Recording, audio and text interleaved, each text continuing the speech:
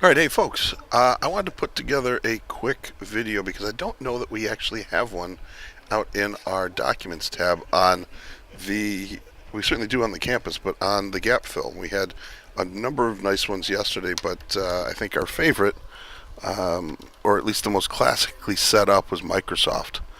And what the gap fill is we run a scan every day.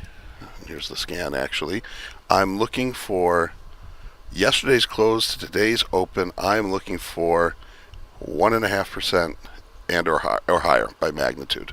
So down 1.5%, up 1.5%. So that gives me my watch list for this indicator.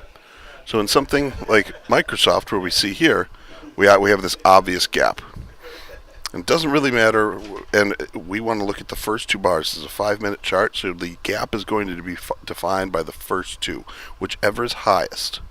So the gap here is defined by the high of this gap down bar, which was, let's see, the high of this one was 107.77, and the low of this bar from the previous day was 109.63. So as soon as, and it doesn't, after we have the 10 minutes in, we can wait all day, which is nearly what happened. So it traded down, and you remember that the market came back yesterday. As soon as we get that, anything above the high of this 1 cent, that is our indication to get long. And what we did yesterday, our entry price, of course you're not going to buy 1 cent above here, but you're certainly going to try. We got in at 107.85, and we rode it all the way up to 108.23. What happened at 108.23? Well, we hit the POC. POC is the point of control, which is over, this is for 5 days. This is the price where the most volume has traded, which tends to be very, very strong support and resistance depending on which side that you're in.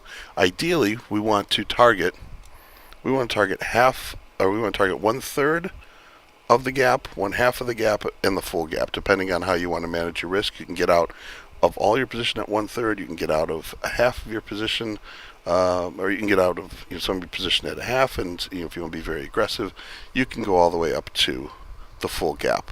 But when we started to see this resistance come in right a few cents below, a few cents above the 108.35 was what we were targeting. We ended up getting out at 108.23.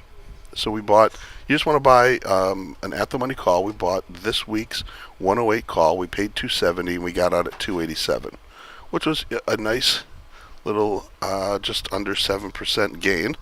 And you're going to run your stops. If we get up in here and we get pulled back down below this gap, that's a signal that the gap isn't going to work. All right, so that is the gap entry, a gap fill entry, and we use it here every day. I wanted to get this video out to you so you had a good explanation of how this actually works in the real world, and that is what we did. So that is that.